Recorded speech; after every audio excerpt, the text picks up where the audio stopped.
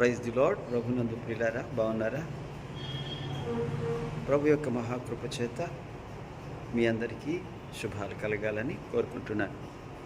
ఈ సమయంలో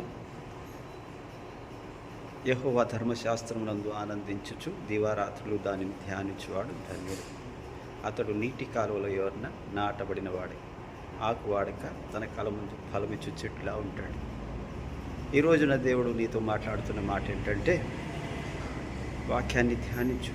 వాక్యాన్ని ధ్యానిస్తూ విడిచిపెట్టొద్దు. వాక్యాన్ని ఎంత ధ్యానిస్తే అంత ఆరోగ్యంగా ఉంటావు. వాక్యాన్ని ఎంత ధ్యానిస్తే అంత బలంగా ఉంటావు. వాక్యాన్ని ఎంత ధ్యానిస్తే అంత పచ్చగా ఉంటావు. ఎలాంటి పచ్చదనం అంటే, నీటి కాలువల యోరన, అనగా నిత్యము యేసయ్య ఆత్మచేత ఆ నీరు నీలో ప్రవహిస్తూ ఉంటుంది. యోహాను 7:37లో రాయబడినట్లుగా ఆ ప్రవాహము నీలో ప్రవహిస్తూ ఉంటుంది. నువ్వు అనేకులకు ఆశ్రయంగా ఉంటావు. అనేకులకు నీడనిచ్చే చెట్టులాగా ఉంటావు. అనేకులకు కడుపు నింపే ఫలాలు ఇచ్చే చెట్టులాగా ఉంటావు. అనేకులను సేద తీర్చే చెట్టులా ఉంటావు. అనేకులైన మనుషులు విశ్రాంతి తీసుకోవడానికి పాదచారులు, బాటసారులు నీ దగ్గరికి వస్తారు. అనేకమైన పశువులు వస్తాయి, పక్షులు వస్తాయి, నీ దగ్గర గూడు కట్టుకుంటాయి. అంత గొప్ప చెట్టుగా నిన్ను మారుస్తాడు. ఇవన్నీ ఎప్పుడు జరుగుతాయి అంటే, నువ్వు దేవునిలో ఆనందించినప్పుడు దేవుడు నిన్ను అంత పచ్చదనంతో నింపుతాడు.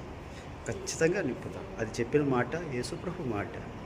ఆయన చెప్పాడు, నువ్వు ఎప్పుడైతే వాక్యాన్ని ప్రేమగా ఆనందంగా ధ్యానం చేస్తావో తప్పక నీ జీవితము పచ్చగా మారుతుంది. అలాగని నీ జీవితంలో సఫలత దొరుకుతుంది. నువ్వు చేసే అతడు చేయునదంతయు సఫలమగును అన్న మాట అక్కడే మనం చూస్తాం. నువ్వు ఏ ప్రయత్నం చేసినా, నువ్వు ఎవరి కోసం ప్రార్థన చేసినా, నువ్వు ఎలాంటి పని తలపెట్టినా అది సఫలమవుతుంది. ఎందుకు అనంటే, నీలో ఉన్న పరిశుద్ధాత్మ దేవుడు వాటిని కలుగుగాక అని ఆజ్ఞాపిస్తాడు. కనుక ఈ రోజు నుంచి నీవు దేవుని యొక్క ధర్మశాస్త్రమునందు ఆనందించేవాడిగా, అలాగనే ఆనందించిన దానిని అనేకులకు బోధించేవాడిగా నిన్ను దేవుడు మార్చునుగాక, నిన్ను ఆశీర్వదించునుగాక. Praise the Lord. వందనాలు.